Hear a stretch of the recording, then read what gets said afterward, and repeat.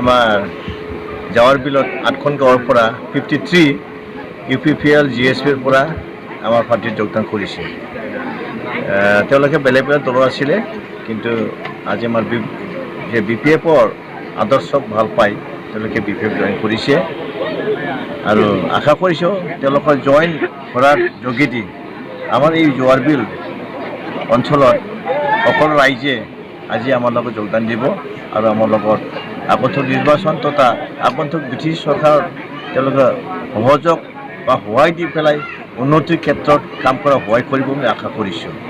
কাৰণ এই অঞ্চলটো অনুন্নত জেগা, বিগত 5 বছৰ একো কৰিব পৰা নাই। তেওঁলোকে নতুন গাঁও হিচাপে আমি যেতিয়া আছিলোঁ ইমানখিনি কৰিব পৰা আছিলোঁ, এতিয়া কৰিব লাগিব। মই দেখিছোঁ বহুত ৰাস্তা ঘাট সমস্যা আছে, এই স্কুল আছে, প্ৰভিঞ্চিয়েলাইজ হ'ব লাগে, ৰাস্তা লাগে, ব্ৰিজ লাগে, গোটেইবিলাক মই চাইছোঁ, তেওঁলোকৰ লগত আলোচনা কৰিছোঁ। আমি এটাৰ পিছত এটাকৈ সমাধান কৰাৰ কাৰণে আশ্বাস দিছোঁ আৰু যেতিয়া মই জিকি যাম, আমি যেতিয়া চৰকাৰ গঠন হ'ব তেতিয়া মই যিমান সম্ভৱ য'ত পৰা চেষ্টা কৰি পেলাই তেওঁলোকৰ সমস্যা মই সমাধান কৰিম। BTC পৰিষদীয় নিৰ্বাচনৰ দিন তাৰিখ ঠিৰাং হোৱাৰ পাছতেই BTCৰ 40টা সমষ্টিতে নিৰ্বাচনী প্ৰচাৰ ৰাজনৈতিক দলসমূহে তুংগত তুলিছে। তাৰ সমান্তৰালকৈ BTCৰ প্ৰতিটো সমষ্টিতে দল বাগৰা ৰাজনীতিৰ ধুম উঠিছে। আজি 4 নং জমদুৱাৰ সমষ্টিৰ বালাগাঁও প্ৰাইমেৰী BPF সমিতিৰ অন্তৰ্গত জাৱাৰ বিল গাঁও আদি কৰি 8খন গাঁৱৰ 53গৰাকী পুৰুষ মহিলা UPPL আৰু GSP দল ত্যাগ কৰি BPFত যোগদান কৰে। লগতে সিহঁতক সমষ্টিটোৰ BPFৰ প্ৰাৰ্থী ৰেউৰেউৱা নাৰ্জাহাৰে উপস্থিত হৈ এখন ফুলাম গামোচা দি আদৰি লয়। আনন্দ হেমব্ৰমে পৰিচালনা কৰা সভাত BPF দলৰ নীতি আদৰ্শৰ প্ৰতি আকৰ্ষিত হৈ স্বতঃস্ফূৰ্তভাৱে BPFত দলত যোগদান কৰে।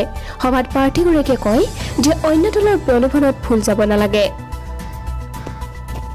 জমদুৱাৰ ব্লক যুৱ মঞ্চ BPFৰ সাধাৰণ সম্পাদক নীৰথ নাৰ্জাৰী, গোসাইগাঁও জিলা সমিতি BPFৰ উপসভাপতি কাইন হেমব্ৰম, সদৌ সান্তাল ছাত্ৰ সন্থাৰ প্ৰাক্তন ছাত্ৰ নেতা চাইমন কিস্কুৰ লগতে বিভিন্ন সংগঠন আনুষ্ঠানিকভাৱে BPFক সমৰ্থন জনাই আদিবাসীসকলক ৰেউৰেউৱা নাৰ্জাহাৰীক ভোট প্ৰদান কৰিবলৈ আহ্বান জনায়। গোসাইগাঁৱৰ পৰা আজিজুল হক ৰিপৰ্ট, খবৰ 24x7। মই দেখি আহিছোঁ বিগত দিনত যিজন প্ৰতিনিধি আছিলে এইখন অঞ্চলৰ ভোটাৰসকলে তেওঁক ভোট দিছিলে উন্নয়নৰ স্বাৰ্থত আৰু অন্যান্যৰ স্বাৰ্থত। সেইবিলাক একো নাই, সেইবোৰ চালে একদম জিৰ'। গতিকে কেনেকৈ বিশ্বাস কৰিব? বিগত দিনত যি দলৰে হওক, জিৰণ বসুমতাৰী কোন আছিলে, তেখেতে কি প্ৰতিশ্ৰুতি দিছিল ভোটাৰসকলক সেইটো নিজে জানে। আৰু কিয় কৰিব পৰা নাই উন্নয়ন কামটো তেওঁ জবাবদিহি হ'ব লাগিব আজিৰ দিনত। আৰু আজিৰ দিনত UPPLে বহুত দম্বালি মাৰি আছে যে ঘৰে ঘৰে চাকৰি দিব, কিন্তু BTRৰ চুক্তিত এইটো স্পষ্ট লিখা আছে 7.2ত যে নন ট্ৰাইবেলবিলাকক য'ত নেকি তেওঁলোকে বেদখল কৰি আছে BTC অঞ্চলত বহু মাটিবিলাক তেওঁলোকক উচ্ছেদিত এটা চুক্তিপত্ৰ কৰি আছে। এইটো স্পষ্ট কথা। যদি তেওঁলোকে চৰকাৰ হয় এইটো তেওঁলোকে কাৰ্যকৰী কৰিব, ইমপ্লিমেণ্ট কৰিব।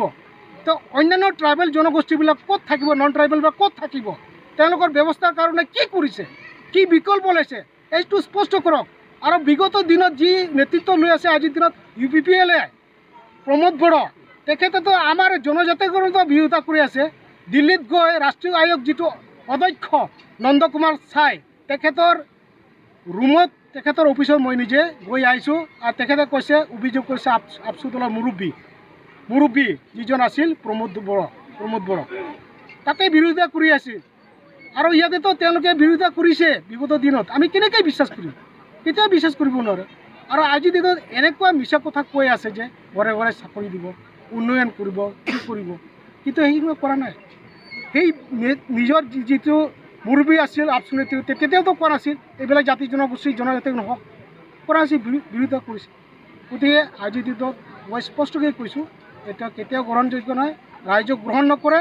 গতিকে আমি আশা কৰিছোঁ অনাগত দিনত হাগ্ৰামা মহিলাৰ দলৰ চৰকাৰ হ'ব, আৰু এইটো খাটাং স্পষ্ট কথা। আৰু সকলো আদিবাসী দল সংগঠনে সমৰ্থন কৰিছে। UPPL কিয় BPFত যোগদান কৰিলে? মই যোগদান কৰিছোঁ মানে এইটো চৰকাৰ হয় ৰনিং চৰকাৰ ৰনিং চৰকাৰৰ লগত মানে মানুহ বেছি আছে তাৰ কাৰণে মই ইয়াত BPL দলত মানে যোগদান কৰিছোঁ BPL দল আছিল এতিয়া কি BPL যোগদান কৰিলে হয় কিয় মানুহবিলাক আমাৰ মানুহবিলাক বেছি আছে সেইকাৰণে যোগদান কৰিছে লেটাৰ মানুহবিলাক BPL আছে ভাল পাইছোঁ সেইকাৰণে যোগদান কৰিছোঁ